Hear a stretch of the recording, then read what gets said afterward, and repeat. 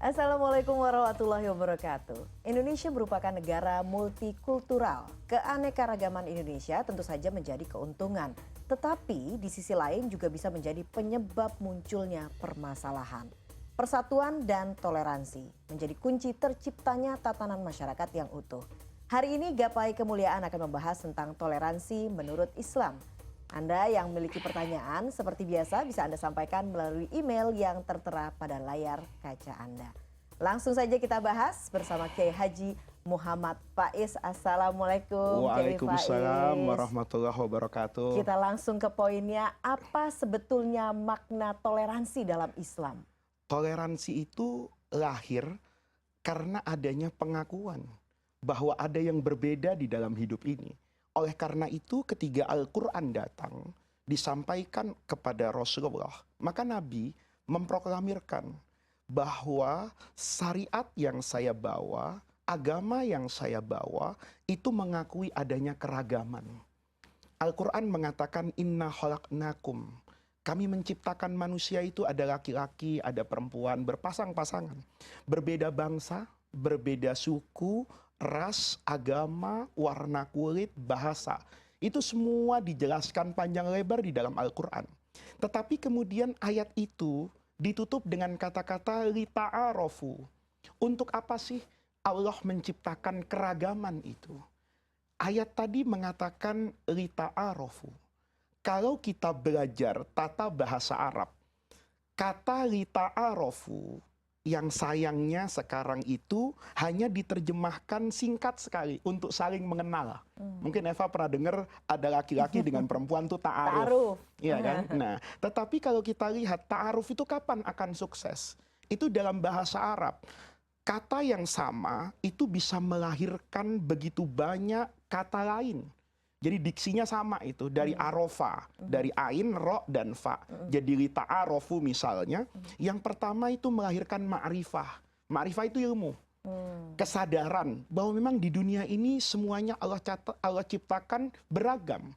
Pasangan itu kan keragaman, ada laki-laki, ada perempuan. Nanti kan harus melakukan toleransi. Laki-laki dengan perempuan, musim panas dengan musim dingin dan sebagainya. Jadi kita harus tahu lita'arofu tujuan yang pertama. Allah ciptakan ini semuanya berbeda-beda untuk kita tahu. Memang Allah menciptakan itu manusia beragam. Kata Allah bahkan dalam agama, walau sya'a rabbuka, seandainya Allah mau, la ja'alakum ummatan wahidatan. Allah bisa kok ciptakan manusia ini seragam sama. Tapi Allah tidak ciptakan itu karena tidak ada keindahan dalam hidup. Jadi yang pertama, agama ini mengajarkan untuk melahirkan toleransi, punya pengetahuan, memang berbeda. Yang kedua, al-i'tiraf. I'tiraf itu dalam bahasa Arab artinya pengakuan. Saya mengakui eksistensi semua yang berbeda dengan saya. Mereka semua memiliki hak untuk hidup bersama di alam semesta yang diciptakan oleh Allah untuk semuanya. Itu namanya i'tiraf, pengakuan. Nggak boleh. Saya menafikan perbedaan itu nggak boleh. Jadi bineka tunggal ika itu sebetulnya ada dalam kandungan li ta'arofu, i'tiraf, pengakuan keragaman. Kalau sudah nanti tahu, kemudian ada pengakuan, ini lahir yang namanya irfan. Irfan itu bijaksana, memandang orang yang berbeda itu sebagai sesuatu yang memang ada di alam semesta. Kita ini kadang-kadang memandang orang yang berbeda kan langsung negatif. Saya biasa melakukan kegiatan A, tiba-tiba orang lain melakukan kegiatan B. Maka dengan mudah saya mengatakan ini orang salah, ini orang sesat misalnya. Padahal keragaman itu memang Allah ciptakan ada. Di ayat yang lain ketika Allah mengatakan semua manusia itu punya syir'atan, punya syariat yang berbeda-beda. Untuk apa sih? Fastabiqul khairat. Untuk berlomba dalam kebaikan. Agama itu mengajarkan, Eva penting baca hadis, saya penting baca Quran. Anda penting puasa, saya juga penting sholat. Tapi yang lebih penting dari itu, setelah puasa dan setelah sholat itu menjadi seperti apa saya? Ketika saya membaca begitu banyak ajaran agama, itu penting. Saya punya hafalan Al-Quran, saya punya kebiasaan membaca ayat begitu banyak. Pertanyaannya, setelah saya baca itu menjadi seperti apa? Nah, ketika menjadi seperti apa, itu korelasinya adalah dengan toleransi. Agama ini mengajarkan sifat yang toleran kepada semua yang berbeda. Asal toleransi itu dilakukan antar umat beragama, Nah, bukan agama. nah itu dia Yai. Di saat kita semua kemudian punya keyakinan tertentu, memahami ilmu atau ajaran tertentu. Nah, bagaimana kemudian batasan toleransi ini supaya akhirnya juga tidak kebablasan Iya. dan juga timbul tadi itu untuk kita lebih bijak dalam Iya. bersosialisasi. Aturan di negeri ini bagus loh. Kan dulu ada SKB 3 Menteri ya, di tahun 60-an seingat saya, itu ada larangan loh untuk menyebarkan agama kepada orang yang sudah beragama. Karena nanti akan terjadi benturan kan. Walaupun misalnya nih ya, kalau dalam kacamata yang berbeda, orang ketika menyebarkan agama kepada orang lain itu bisa menimbulkan ketersinggungan. Tetapi di satu sisi, itu bisa juga diartikan betapa cintanya dia sama saya. Kenapa dia misalnya saya muslim diajak untuk pindah agama lain? Karena dia meyakini bahwa agama dialah yang bisa membawa kesejahteraan, hidup abadi. Maka karena dia cinta dengan saya sebagai sahabat, dia ajak saya untuk berpindah agama. Sama toh, saya juga begitu. Saya mengajak orang lain untuk memeluk Islam. Karena saya meyakini itu. Nah, ketika kedua keyakinan ini bahkan dengan niatan yang baik seperti tadi, tidak diatur, itu bisa menjadi benturan. Karena masing-masing sudah punya keyakinan. Oleh karena itu keyakinan ini tidak kemudian harus dipertentangkan. Di dalam Islam itu tidak boleh memaksa orang lain untuk memeluk Islam. Agama itu mengatakan la ikroha fiddin. Tidak boleh ada paksaan fiddin dalam memeluk agama. Kenapa? Ini kalau belajar tata bahasa Arab, la di situ la ikroha fiddin. Itu ada yang mengartikan larangan. Tapi ada yang mengartikan la ini nafiyah, menafikan. Tidak mungkin ada keyakinan yang lahir dari pemaksaan. Kalau saya maksa orang, mengancam orang, memukul orang untuk ikut kepada saya, pukulan kepada orang lain itu tidak akan mendatangkan keimanan yang benar. Yang ada mendatangkan kemunafikan. Jadi konsep toleransi itu adalah membiarkan keyakinan yang diyakini oleh setiap orang. Nah, tugas dari negara, tugas dari pemuka agama, ini membuat lalu lintas antar umat beragama sehingga tidak terjadi gesekan yang boleh jadi akan melukai atau akan merusak tatanan kehidupan berbangsa dan bernegara. Itu hakikatnya. Oke. Kita akan bahas lebih lanjut lagi, Yai, terutama juga bagaimana kalau kita bicara best practice begitu ya, bagaimana kemudian menjalankan toleransi umat beragama dalam kehidupan sehari-hari. Tetap bersama kami di Gapai Kemuliaan, kami akan segera kembali.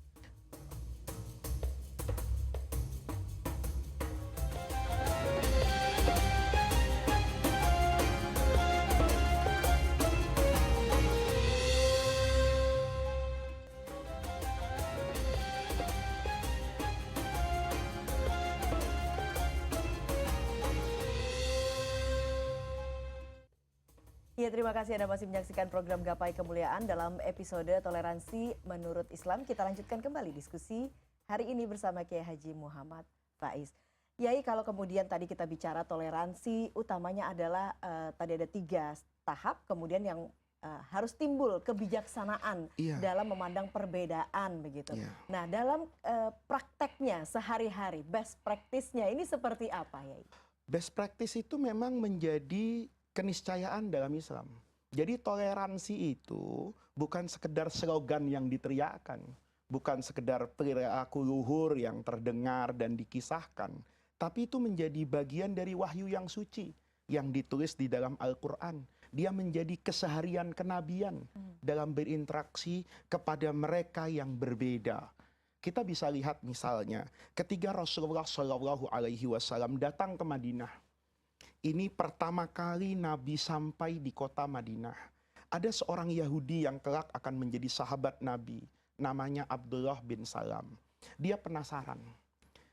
Rasulullah dulu di Mekah itu terkenal dengan kesantunannya, kesabarannya. Tidak melakukan perlawanan senjata sama sekali. Tetapi itu logik kata dia. Karena Nabi kan tidak punya kekuasaan. Kaum muslimin sampai Nabi hijrah ke Madinah, itu mungkin jumlahnya tidak lebih dari 100 orang. Sementara begitu sampai di Madinah, dalam satu hari sudah ratusan orang yang memeluk Islam. Kondisi Nabinya berubah. Dari asalnya lemah, sekarang menjadi penguasa. Ini kan secara kemanusiaan menarik sekali loh. Orang biasa kalau dari miskin jadi kaya, itu perubahan hidupnya kelihatan kok. Cara makannya. Kiai juga gitu. Kalau dulu masih ngajar di musola, itu biasanya diundang kemana aja mau. Begitu masuk televisi ada tarifnya misalnya gitu. Nah, itu kan manusiawi. Agama ini selalu selaras dengan kemanusiaan. Maka dicontohkan seperti itu. Nabi ini sekarang aziz, mulia. Kata Abdullah bin Salam, saya mau dengar nih. Statement pertama, hadis pertama.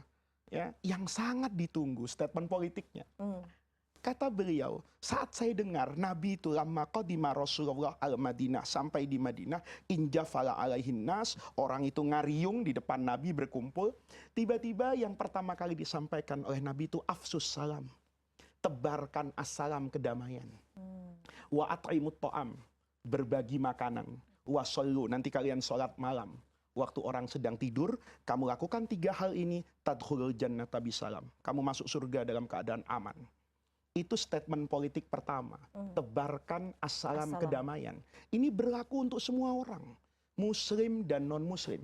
Arab dan non-Arab. Di Madinah itu kan suku Arabnya 2. Aus dengan Khazraj. Kemudian mereka menyatu menjadi kaum Ansor, penolong Nabi. Yang dari Mekah namanya Al-Muhajirin. Di situ ada 3 suku Yahudi besar di kota Madinah. Itu kemudian oleh Rasulullah dibuat namanya sahifah. Perjanjian. Kata Nabi, sekarang kita hidup damai di negara Madinah. Saya diangkat menjadi pemimpin. Di sini ada kaum pendatang, ada putra daerah, ada orang yang berbeda keyakinan. Diatur sama Rasulullah. Kalau semuanya mau hidup berdampingan damai, mengindahkan semua aturan yang disepakati hari itu, maka kata Nabi, nahnu wal yahud. Saya dengan orang-orang Yahudi yang ada di Madinah, itu ummatun. Satu umat, sama statusnya warga negara Madinah. Lana malahum. Apa yang menjadi hak saya, itu juga menjadi haknya orang-orang Yahudi. Wa alaihim ma alaina. Dan apa yang menjadi kewajiban orang Yahudi, itu menjadi kewajiban saya. Ketika berpindah misalnya, dari masa Nabi ke masa Sayyidina Umar. Ketika Sayyidina Umar masuk ke Yerusalem itu, menguasai kota suci yang ketiga, itu tidak ada darah yang tertumpah. Itu uskup menyerahkan kunci kota Yerusalem kepada Sayyidina Umar. Sayyidina Umar kemudian membuat perjanjian yang sama dengan Rasulullah dulu. Kata Sayyidina Umar, semua orang yang hidup damai di negeri ini kan kota suci 3 agama. Ada Yahudi, ada Nasrani, dan ada Islam di masa Sayyidina Umar. Itu sama Sayyidina Umar dibuat ketentuan. Ya, untuk memiliki hak dan kewajiban yang sama. Apa yang menarik? Ditutup. Ini adalah ahdullah, perjanjian yang disaksikan Allah. Wa zimmatu Rasulillah, dan ini adalah pertanggungjawaban yang dilakukan oleh Rasulullah dulu, wal khulafa, dan penggantinya hari ini. Itu luar biasa. Bahkan ada kisah yang menarik loh tentang toleransi. Dulu guru saya ketika mengajarkan sejarah itu cerita, Sayyidina Umar itu ketika masuk ke Yerusalem, selesai melihat kondisi di mana dulu Nabi Mi'raj ke Sidratil Muntaha, naik buruk itu, beliau belusukan lah, sebagaimana layaknya pemimpin. Hingga pada satu waktu sampai di Kanisatul Qiyamah, tempat yang dahulu diyakini kelahirannya Nabi Isa alaihissalam. Dan itu sudah menjadi gereja di sana. Sayyidina Umar sampai itu waktu sholat. Maka kata Sayyidina Umar, sudah cukup saya melihat, saya mau balik dulu, saya harus sholat. Kata warga di sana, kenapa Tuhan tidak sholat di gereja kami saja? Apa gereja kami najis dan kotor? Bukan, kata Umar. Saya tidak mau. Kalau saya sholat di sini, nanti orang setelah saya balik ke Madinah bilang, yuk kita bangun monumen. Dulu di sini hahuna sholat Umar. Di sini Umar sholat, kita robohkan gerejanya, dibangun masjidnya. Enggak. Itu adalah sifat toleransi yang luar biasa. Kita kita juga harus saling menjaga Iya, terhadap golongan yang berbeda iya. begitu ya, Maka Kiai. kita bisa lihat di Timur Tengah itu kekuasaan Islam itu panjang, lama, Mhm, tapi gereja-gereja tua mhm. dengan tradisinya itu tetap terpelihara hari ini. Lihat di Irak, Iya. lihat di Palestina, lihat di Mesir. Itu bahkan Rasulullah dulu sebelum wafat itu Nabi berpesan. Ini bukan ramalan, nubuat. Nabi Iya. tahu bahwa satu hari umatnya itu ya pada masa khilafah Sayyidina Umar akan masuk ke Mesir. Hmm, Maka Nabi bilang, saya berwasiat yang baik-baik kepada kalian. mhm. Kepada siapa wasiat itu ditujukan ya Rasulullah? Kepada Al-Qibti, Egypt. Oh, Itu oke. penduduk asli Mesir. Mesir. Kalian harus ingat, dulu Maria Al-Qibtiyah, Maria orang Mesir itu menjadi istri saya. Mhm. Berarti semua orang Mesir itu adalah besan kalian. Iya, Kalaupun berbeda agama, santunlah kepada mereka. baik. Nanti bisa dilihat itu bagaimana tradisi harmonis yang terjadi di antara umat yang berlainan agama, hidup dalam perbedaan keyakinan, tapi dalam harmoni yang indah sebagai saudara sebangsa dan setanah air. Masya Allah, baiklah. Yai, kita juga sudah memiliki pertanyaan dari netizen. Kita akan saksikan lebih dulu tayangan yang berikut ini. Assalamualaikum warahmatullahi wabarakatuh. Pak Ustadz, saya mau bertanya. Saya punya tetangga yang non-muslim. Jika mereka sedang merayakan hari besar mereka, apa ya sebaiknya yang harus saya lakukan? Sejauh ini sih saya tidak pernah mengucapkan rasa selamat atau apapun. Dan jika salah satu dari mereka yang non-muslim ini meninggal dunia, bagaimana sikap saya untuk tetap berkasih sayang tanpa harus melupakan batasan toleransi? Terima kasih. Wassalamualaikum warahmatullahi wabarakatuh. Nah, itu dia yang Pertanyaan yang luar biasa memang ini. sering kita hadapi sehari-hari ya, Iya. Yai. Dan saya ingin menjawab pertanyaan ini bukan dari saya, ya, tapi dari begitu banyak guru-guru saya yang memiliki kapabilitas dan integritas ilmu yang diakui oleh dunia internasional. Berbicara tentang sikap kepada non-muslim terkait dengan ibadah ritual mereka. Saya hanya ingin bertanya kepada mereka yang bertanya seperti ini. Saya yang besar dalam tradisi Nahdlatul Ulama misalnya, kalau bulan Rabiul Awal itu merayakan Maulid Nabi. Itu biasa sampai malam, sampai jam 12 malam. Kadang-kadang ada petasan yang bunyi, ada parkiran mobil yang begitu banyak. Ada tetangga saya non-muslim yang tidak pernah mempertanyakan itu. Bahkan saya pernah ngaji di salah satu daerah di Jakarta ini ya. Listrik masjidnya itu mati. Entah konslet, entah apa. Ada tetangga non-muslim di bilangan kota itu mengatakan, Pak, ambil saja listrik dari rumah saya. Dan itu saya gunakan untuk menyalakan speaker masjid di mana saya mengajarkan agama Islam. Nah, yang seperti ini tentu ada kaitannya dengan akidah, tapi ada kaitannya dengan interaksi sosial. Buat orang yang perlu mengucapkan selamat hari raya kepada orang lain yang berbeda agama, seperti kepala negara, seperti menteri agama, seperti tokoh tertentu dari ormas, itu di Timur Tengah biasa dilakukan. Sekarang kan tidak mungkin semuanya ditutupi, ada Google di sana, searching saja. Fatwa yang ada di Syria, fatwa yang ada di Mesir, fatwa yang ada di Maroko, fatwa yang ada di Tunisia, fatwa yang ada di Sudan, begitu banyak tokoh-tokoh yang memiliki kapabilitas dan integritas keilmuan yang mengatakan sebatas mengucapkan selamat atas perayaan tanpa ada pengakuan atas keyakinan akidah itu dibolehkan dalam rangka menjaga kerukunan sebangsa dan setanah air. Tetapi tidak kemudian kita mengikuti perayaannya itu.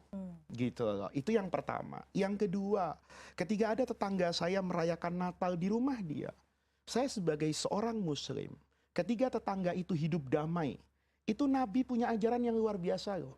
Kata Rasulullah, man zalama mu'ahidan.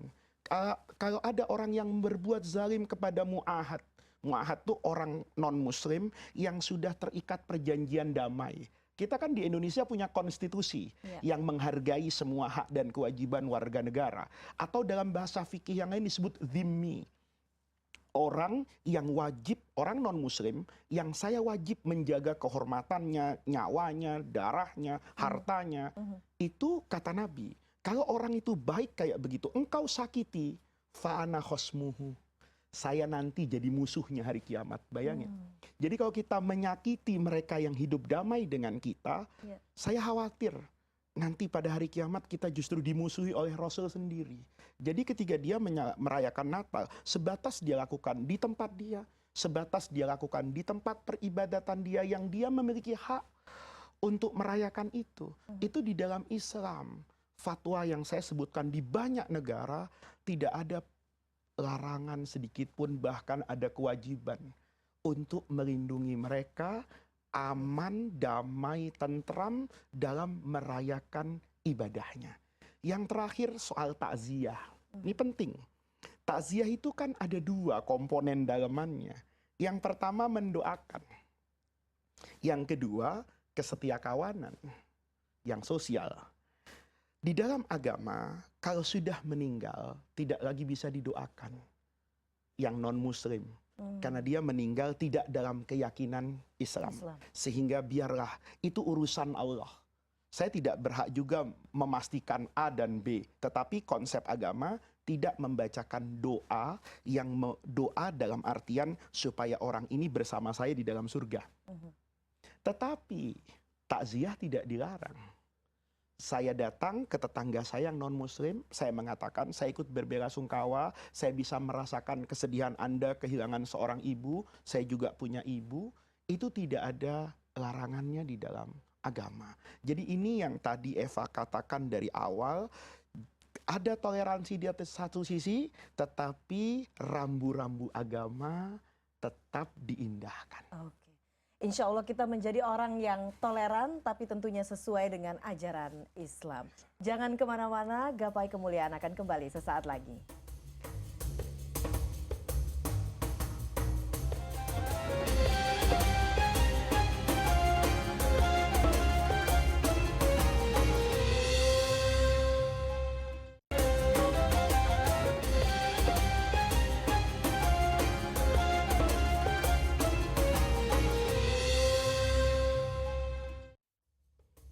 Kita sudah sampai di penghujung program Gapai Kemuliaan. Anda yang memiliki pertanyaan bisa Anda sampaikan melalui email yang tertera pada layar kaca Anda. Dan sebagai penutup, Kiai Haji Muhammad Faiz akan menyampaikan kesimpulan dan doa penutup. Sekaligus saya Eva Yunizar undur diri. Sampai bertemu pada Gapai Kemuliaan berikutnya. Wassalamualaikum warahmatullahi wabarakatuh. Seorang muslim dan seorang mukmin di samping orang yang berpegang teguh kepada akidah dan keyakinannya, tetapi muslim adalah orang yang mampu memberi assalam, rasa damai kepada lingkungannya. Al-mu'min, orang yang beriman adalah orang yang bisa mendatangkan rasa aman kepada siapapun yang hidup bersamanya. Mari kita menjadi muslim yang baik, menjadi mukmin yang baik, yang menebarkan rahmat dan kasih sayang Allah kepada semua yang ada di alam semesta ini. Mudah-mudahan Allah Subhanahu wa Ta'ala menjadikan kita semua sebagai umat Rasulullah yang menebarkan assalam, yang menebarkan al-aman, yang menjadikan kehidupan kita berbahagia di dunia dan akhirat. Rabbana atina min ladunka rahmah wa hayyi' lana min amrina rasyada. Rabbana atina fid dunya hasanah wa fil akhirati hasanah wa qina adzabannar. Wassalamu alaikum warahmatullahi wabarakatuh.